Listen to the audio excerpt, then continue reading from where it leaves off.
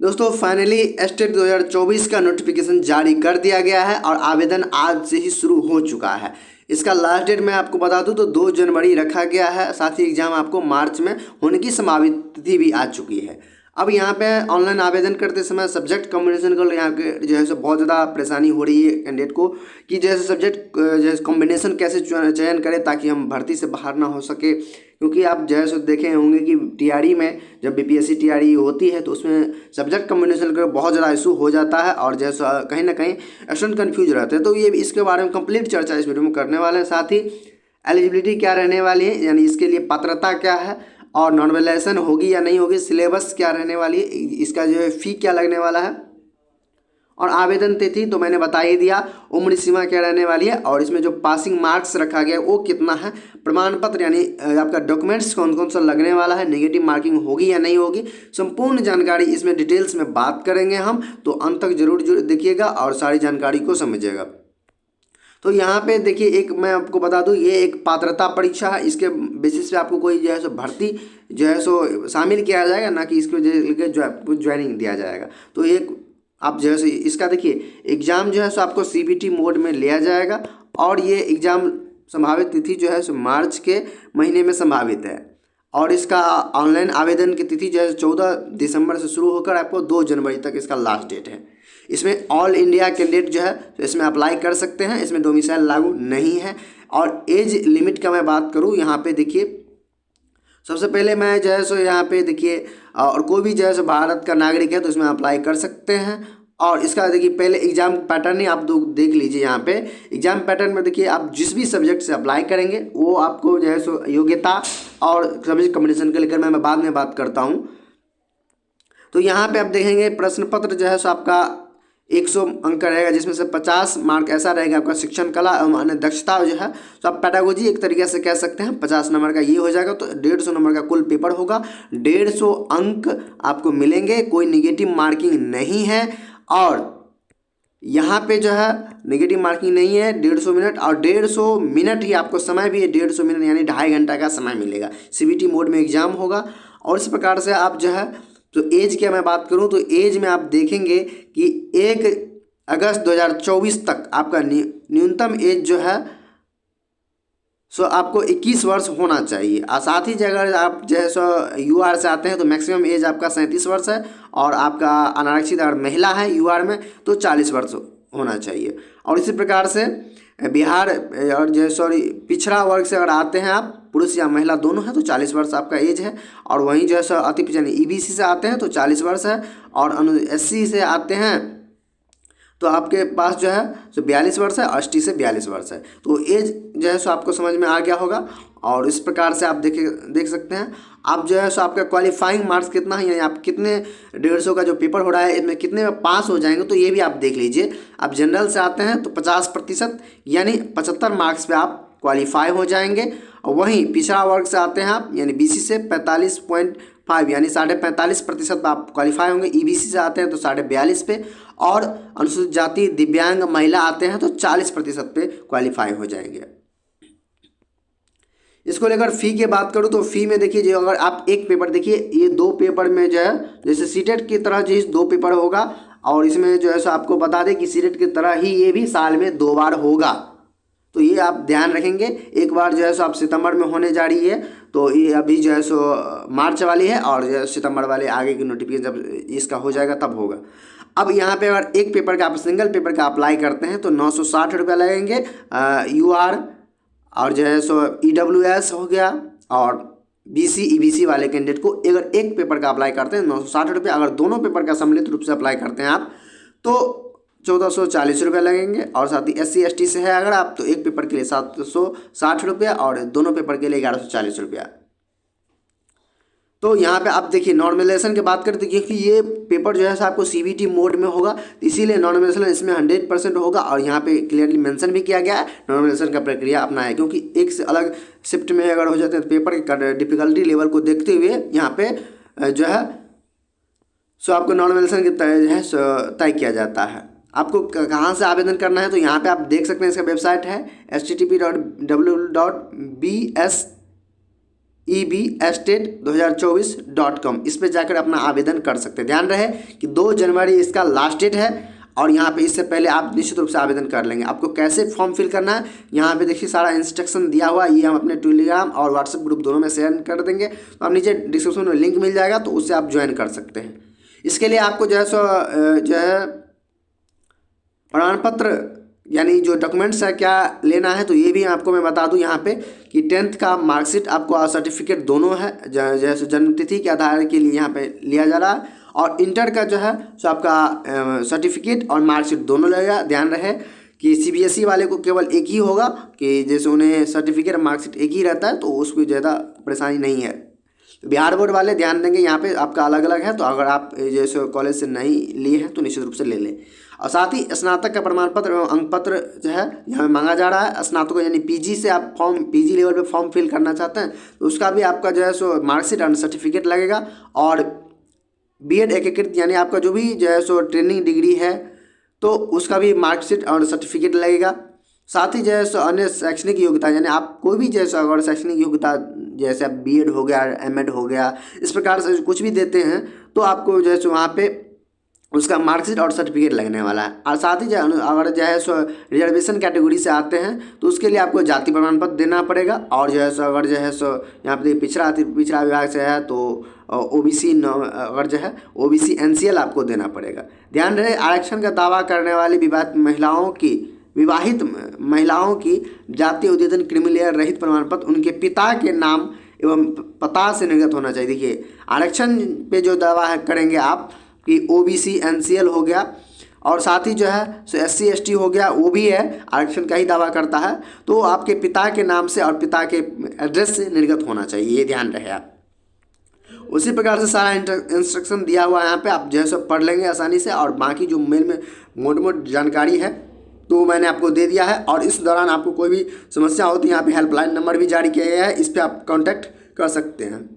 साथ में email ID भी है तो उस पर आप कांटेक्ट कर सकते हैं। अब हम बात कर लेते हैं यहाँ पे एलिजिबिलिटी को लेकर और सब्जेक्ट कॉम्बिनेशन को लेकर। इस पॉइंट को आप बारीकी से जो है सो ध्यान में रखेंगे और समझेंगे, क्योंकि ये बहुत ज़्यादा जो है सो कन्फ्यूजन वाला मामला है, यहाँ पे हो जाता है। तो इस प्रकार से आप जो है सो पूरी तरीके से समझेंगे। यहाँ पे देखिए मैं फिलहाल पेपर वन में बता दूँ आपको 9 से 10 के लिए होता है जो, और यहाँ पे अगर इसमें अगर क्वालिफाई होते हैं आप तभी जो है BPSC में शिक्षक भर्ती जो आती है BPSC के द्वारा ली जा रही है अभी, तो उसमें फॉर्म फिल कर सकते हैं। तो यहाँ पे आपको देखिए सभी विषयों में 9-10 में जितने भी विषय है, तो यहाँ पे देखिए पेपर 1 है जो 9-10 के लिए है, उसमें कुल आप जैसे विषय की बात कर तो यहाँ पे देखिए सभी विषयों को जो है सम्मिलित किया गया। 12 विषय तो इधर हो गए, फिर यहाँ पे शारीरिक शिक्षा है, फिर वहाँ पे आप जो है आप देखेंगे तो इस प्रकार से संगीत कला है, और जैसे ललित कला है, संगीत विषय है, नृत्य विषय है, सभी में जो है विशेष अध्यापक के लिए भी ये निकाला गया है। तो यहाँ पे देखिए क्या जैसे यहाँ पे एलिजिबिलिटी है, तो यहाँ पे देखिए मिनिमम जो है सो एलिजिबिलिटी की बात करें हम तो आपका ग्रेजुएशन देखिए निर्दिष्ट विषय या विषय समूह में कम से कम विषय समूह का यहाँ पे आप ध्यान देंगे 50% अंकों के साथ आपका ग्रेजुएशन होना चाहिए, या फिर आप ग्रेजुएशन के बेस पे अप्लाई नहीं करना चाहते हैं, उसमें अगर आपका परसेंटेज कम है तो अगर आप PG में भी यानी पोस्ट ग्रेजुएशन में भी 50% है तो उसके बेस पे भी अप्लाई कर सकते हैं निश्चित रूप से। और उसके अलावा आपके पास B.Ed की डिग्री होना चाहिए जो NCT से अप्रूवल है। उस प्रकार से अगर जो है सो आप रिजर्वेशन कैटेगरी से यहाँ पे देख सकते हैं 45% है अगर, तो वो भी आप ग्रेजुएशन के समतुल्य में अगर कोई भी है, मान लीजिए B.Tech है तो वो भी एलिजिबल होंगे, इसमें कोई ज़्यादा कहने वाली बात नहीं है। तो यहाँ पे आप देख सकते हैं, तो यहाँ पे कौन कौन से विषय है, हिंदी, उर्दू, बांग्ला, मैथिली, संस्कृत, अरबी, फारसी, भोजपुरी, अंग्रेजी, गणित, विज्ञान, सामाजिक विज्ञान। इसके लिए कॉम्बिनेशन क्या होगा ये भी आगे मैं बात करूँगा। फिलहाल जैसे यहाँ पे देखिए एलिजिबिलिटी क्या है उसके बारे में देखिए। उसी प्रकार से शारीरिक शिक्षा के लिए है, तो शारीरिक शिक्षा में आप देख सकते हैं यहाँ पे शारीरिक शिक्षा के साथ देखिए एक वैकल्पिक विषय के रूप में 50% अंकों के साथ आपका शारीरिक शिक्षा में स्नातक की उपाधि है। यहाँ पे B.Ed का कोई डिग्री नहीं मांगा गया तो उसी प्रकार से इक्विवेलेंट इसका डिग्री है, तो वो भी आप देख लेंगे अपने अनुसार से। अगर इसको फुलफिल करते हैं तो निश्चित रूप से इसमें आप अप्लाई कर पाएंगे।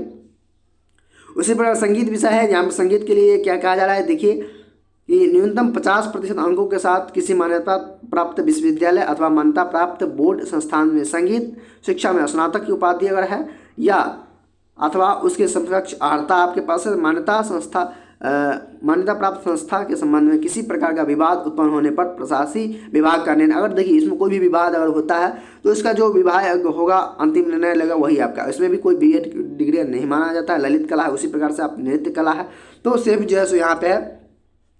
उसी प्रकार से आप देखिए विशेष अध्यापक जैसे विद्यालय अध्यापक के लिए भी भर्ती आती है, क्योंकि आप देखेंगे BS एस्टेट भी लिया जा रहा है जो 1 से लेकर 8 तक, यानी इसमें भी पेपर 1 पेपर 2 है 1 से 5 और जो है सो 68। तो उसी प्रकार से इसमें भी है विशेष अध्यापक के लिए न्यूनतम देखिए 50% अंकों के साथ आप किसी मान्यता प्राप्त विश्वविद्यालय से आपका स्नातक की उपाधि होना चाहिए, पहला कंडीशन। और उसके बाद आपका भारतीय पुनर्वास परिषद से मान्यता प्राप्त संस्थान से विशेष शिक्षा में बीएड के साथ भारतीय देखिए विशेष शिक्षा में यानी स्पेशल एजुकेटर वाले जो भी कैंडिडेट हो गए वो अपना विशेष विद्यालय अध्यापक के लिए जो फॉर्म है उसको आप भर पाएंगे। यहाँ पे देखिए वैध जो है सो CRR नंबर जो है सो उसके पास होता है, तो वो भी आप इसमें देखिए नॉर्मल बीएड वाले इसमें अप्लाई नहीं कर पाएंगे, ये आप ध्यान रखेंगे। ठीक है, यहाँ तक आपको उम्मीद करते हैं समझ में आ गया होगा अच्छे से।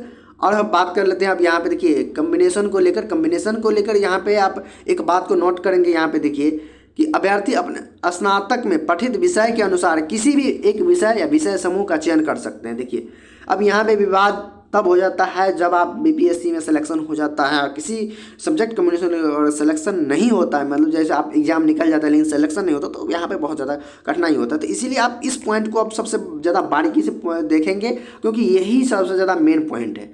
तो अब देखिए विषय समूह आपका अगर जैसे गणित में यहाँ पे देखिए आप गणित से अगर यहाँ पे आप देख सकते 10 नंबर में गणित है, तो गणित से अगर फॉर्म फिल करना चाहते हैं तो आपके लिए क्या एलिजिबिलिटी होना चाहिए। देखिए स्नातक स्तर पर गणित के साथ गणित तो आपका होना ही चाहिए स्नातक स्तर पर। उसके बाद देखिए भौतिकी, इलेक्ट्रॉनिक्स, कंप्यूटर साइंस, रसायन विज्ञान, सांख्यिकी विषय में कोई 2 विषय स्नातक स्तर पर पठित हो अथवा इंजीनियरिंग से स्नातक जिसमें गणित की विशेषज्ञता हो, यानी बीटेक वाले स्पष्ट यहाँ पे कहा जा रहा। और उस क्रम में स्पष्ट किया जाता है कि स्नातक स्तर पर कंप्यूटर साइंस में BCA की योग्यता की सम्मिलित मानी जाएगी, यानी स्नातक स्तर पर कंप्यूटर साइंस के लिए अगर अप्लाई करते हैं आप तो उस स्थिति में जो है आप BCA भी एलिजिबल है यहाँ पे।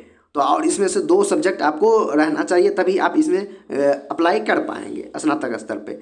साथ ही यहाँ पे देखिए और देखिए निर्दिष्ट विषय या विषय समूह में कम से कम आप जिस भी विषय के लिए आवेदन कर रहे हैं उसमें आप देखिए ऑनर्स होना जरूरी है। यहाँ पे देखिए विषय समूह में कम से कम उसी विषय में आपको 50% अंकों के साथ उत्तीर्ण होना चाहिए। तो इस प्रकार से यहाँ पे देखिए विज्ञान के लिए अगर है तो स्नातक स्तर पर जंतु विज्ञान यानी जंतु विज्ञान हो गया, प्राणी विज्ञान, वनस्पति विज्ञान एवं रासायनिक विज्ञान में पठित हो अथवा इंजीनियरिंग में स्नातक जिसमें विज्ञान की विशेषज्ञता हो, जिसके अंतर्गत उपयुक्त विषयों के अलावा बायोटेक्नोलॉजी, माइक्रोबायोलॉजी को भी शामिल किया जाता है। अगर आपके पास विज्ञान से अप्लाई करना चाहते हैं तो आपके पास देखिए जंतु विज्ञान, वनस्पति विज्ञान और रसायन विज्ञान होना ही चाहिए। इसके अलावा अगर इंजीनियरिंग में स्नातक किए हैं यानी बीटेक BE वाला हो गया तो वो आपके पास जो है अगर ये विषय तो है अथवा जो है सो यहाँ इसके अंदर जैसे देखिए बायोटेक्नोलॉजी और माइक्रो बायोलॉजी है तो वो भी आप अप्लाई कर सकते हैं। सामाजिक विज्ञान वाले ध्यान देंगे यहाँ पे कि स्नातक स्तर पे आपका जो है सो सहायक विषय या प्रतिष्ठा विषय के अंतर्गत इतिहास, भूगोल, अर्थशास्त्र, राजनीति शास्त्र में किसी 2 विषय में उत्तीर्ण हो, यानी 2 विषय आपका होना चाहिए, सहायक विषय हो यहाँ पे देखिए या फिर ऑनर्स हो वो भी अब चलेगा। तो इसमें अगर जो है तो आप अप्लाई कर सकते हैं। 2 विषय कम से कम होनी चाहिए। साथ में अगर भाषा से अप्लाई करते हैं किसी भी भाषा है तो यहाँ पे भाषा वाले ध्यान देंगे। माध्यमिक विद्यालय के अध्यापक पद हेतु भाषा से संबंधित विषयों का स्नातक स्तर पर प्रतिष्ठा यानी ऑनर्स हो गया और सब्सिडी विषय के रूप में आप पठित होने। देखिए यहाँ पे जो जिस भी भाषा से अगर आप अप्लाई करना चाहते हैं तो उसमें आपको जो है ग्रेजुएशन के स्तर पे कि ऑनर्स और सब्सिडी होना चाहिए। ये नहीं कहा जा रहा सब्सिडी अगर आपके पास 1 साल का भी है तो वो भी वैलिड होगा, क्योंकि सब्सिडी कई ऐसे है जिसमें जो है सो 1 साल ही होता है, मतलब जो है सो 1 साल कोई पेपर रहता है फिर सेकेंड ईयर में जाने के बाद पेपर बदल जाता है। तो आप 1 साल भी आपके पास तो स्नातक स्तर पर निश्चित रूप से आप इसमें अप्लाई कर पाएंगे, ये निसंकोच यहाँ पे लिखा गया है।